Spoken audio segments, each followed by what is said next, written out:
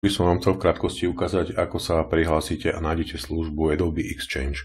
Táto služba slúži na výmenu a získavanie bezplatných alebo aj platených rozšírení pre jednotlivé programy od spoločnosti Adobe pre grafiku a web design. A častokrát tam nájdete aj mnoho bezplatných funkcionalít, ktoré si môžete stiahnuť a pomocou pod aplikácie Extension Manager ich nainštalovať.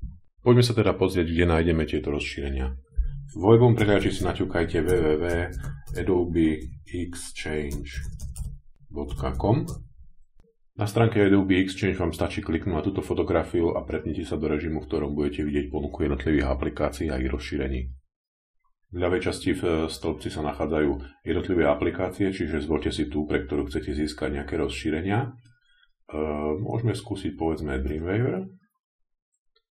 A nachádzame sa na stránke rozšírení pre Dreamweaver. Ponuka týchto rozšírení je štrukturovaná alebo filtrovaná na všetky platené a bezplatné. Ak si stlačíte tlačidlo bezplatné, teda free, nájdete tu bezplatné rozšírenia, ktoré si viete jednoducho stiahnuť a nainštalovať pomocou spomínaného Extension Managera.